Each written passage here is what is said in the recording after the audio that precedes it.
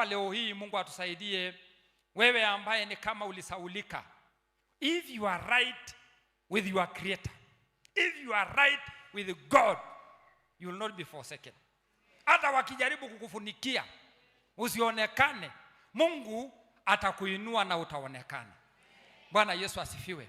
Jamaa moja alisema, mimi nimefunikiwa muda mrefu, lakini imefika wakati wangu, hata kama sina mazao na sina matunda, leo lazima nitafute mwenye anayepeana matunda na mazao.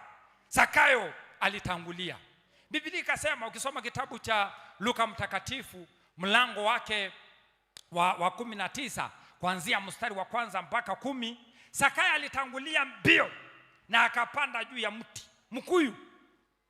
Unajua mti mkuyu, sijui mnasema nini lugha yetu, tunasema orangaboli. Orangaboli no olchaniota orangabolo, olchaniota oranganayo, ni mti ambaye ina matunda.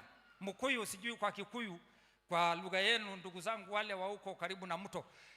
Lakini ni mti ambaye ina matunda. Alisema hata kama nitakawia hapa, nitakula hii matunda ya mkuyu hapa nikimngoja Bwana Yesu. Yesu yeye alijua Yesu lazima apite hapo. Na Yesu alipopita kwenye hapo, Zakayo alipanda juu kwa sababu the crowd were trying to stop him not to see Jesus Christ. Na alipanda, na tena yeye ni kimo kifupi. Akasema, mimi nitapanda juu, sitasuiliwa na hii crowd, nitaenda huko juu, nitatafuta Bwana Yesu. Na akaenda kwa mti na akakaa akamngoja. Yesu alipofika, Biblia inasema alitazama, akamwambia, Zakayo shuka, mimi leo ni mgeni wako kwa nyumba yako. Praise the name of the Lord. Alikuwa chief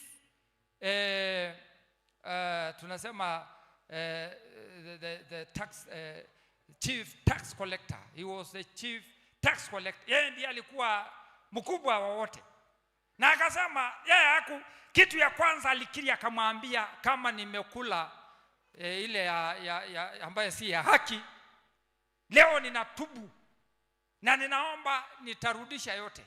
Na kama nimenyang'anya, nimedhulumu mtu, mara 4 nitamrudishia huyo.